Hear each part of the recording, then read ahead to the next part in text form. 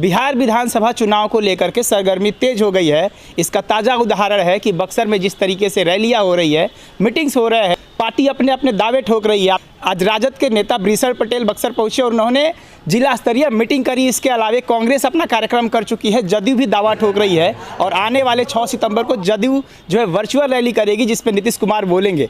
इससे पहले बीजेपी के अमित शाह ने बिहार विधानसभा में सबसे पहले वर्चुअल रैली करी। इससे पहले जाप जो पप्पू यादव की पार्टी है, पप्पू यादव भी बक्सर में दौरा कर चुके हैं। जिस तरीके से पार्टियां अपनी तैयारी में लगी है, इससे साफ है कि चुनाव होना तय है, क्योंकि चुनाव आयोग ने भी गाइडलाइन जारी कर दिया है कि नॉमिनेशन कैसे करना है, ऑनलाइन नामांकन किया जाएगा और क्या क्या गाइडलाइन होगी, आप क्या क्या मीटिंग कर सकते हैं, क्या क्या नहीं कर सकते हैं। एक तरफ पेंडेमिक है, कोरोना महामारी है, लेकिन धीरे धीरे देखा जा रहा है कि जिस तरीके से चुनावी एक्टिविटी शुरू है, यह माना जा रहा है कि चुनाव जल्द होने वाला है और जिसको लेकर के राजनीतिक पार्टियां अपने अपने दावे ठोक रही है। जहां राजद का कहना है कि जो प्रवासी मजदूर हैं वो हमारे पक्ष में है, वो हमें वोट करेंगे, नीतीश सरकार को हराएंगे।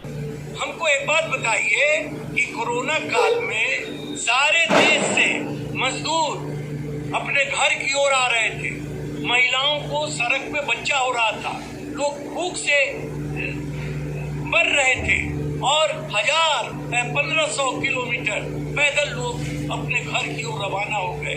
तो न ये सुधी लिया प्रधानमंत्री नरेंद्र मोदी ने, न सुधी लिया बिहार के मुख्यमंत्री नीतीश कुमार ने।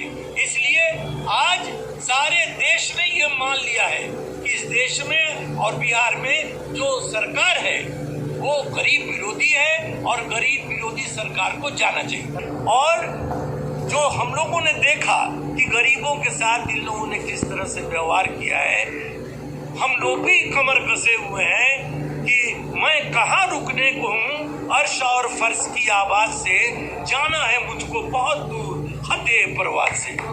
वही कांग्रेस दावा करती है कि इस बार सरकार महागठबंधन की होने वाली है। घंटी बजाने वाला और घंटा बजाने वाला लोग राज करते हैं। इस दृष्टिकोण से सेकुलर पार्टी एक जगह होके अपना वोट मांग रही है। और जिस तरीके से जो प्रधानमंत्री जो आज आपके बीच में 2 करोड़ नौकरियों का वादा किए थे, युवाओं को देंगे, तो इस पर प्रश्न होना चाहिए सत्ताधारी पार्टियों से और जनता के वोट को लेके छल के फिर वापस भाजपा में जाने वाले नीतीश कुमार दल बदलू से भी आपको सवाल करना चाहिए। हम अपनी स्थिति को देख रहे हैं, हम कैसे इसको मजबूत करेंगे, इसमें हम लोग पूरी मजबूती से लगे हुए हैं। और पूरी ये केवल बक्सर जिले की बात नहीं है, ये पूरे बिहार के अंदर हमारा संगठन और हमारे लोग जो भी इंचार्ज और प्रभारी बने हुए हैं, दल तो उन्होंने बदला है ना, हमने तो सेकुलर पार्टियों का दल बनाया था, हम तो कभी नहीं बदले।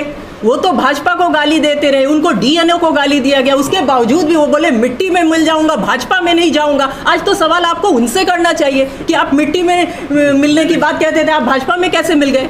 तो ये सारे सवाल पत्रकारों को निश्चित रूप से नीतीश कुमार जी से पूछना चाहिए, दल बदलुओं से पूछना चाहिए। हमने दल नहीं बदला, हम तो भाजपा के खिलाफ लड़ाई लड़ते थे और लड़ते रहेंगे हम। और जो पार्टियां हमें सहयोग करेंगी उन पार्टियों का साथ अवश्य लेंगे। हम अपने स्वार्थ को भी छोड़ करके अपनी सीटों को भी घटा करके हम उनसे लड़ाई लड़ने को तैयार हैं। ये कांग्रेस कोई छोटी पार्टी नहीं है, कांग्रेस महासमुंदर है, पूरे हिंदुस्तान के अंदर है कांग्रेस को आप ऐसे नकार नहीं सकते हैं। और बिहार की धरती पर अगर आप ये कमजोर कह रहे हैं तो आने वाले समय में जनता आपको बताएगी कि कौन कमजोर है और कौन मजबूत है। हमारा गठबंधन बहुत मजबूत है और भाजपा के खिलाफ हम मजबूती से लड़ेंगे। लेकिन जदयू का मानना है कि जिस तरीके से नीतीश सरकार ने काम किया है तो नीतीश सरकार के सर पर ताज लगेगा और बीजेपी इस चुनावी तैयारी में सबसे आगे इसलिए है कि शुरुआत अमित शाह के रैली से ही हुई थी। और जो 6 सितंबर का रैली होगा वो एक ऐतिहासिक रैली होगा।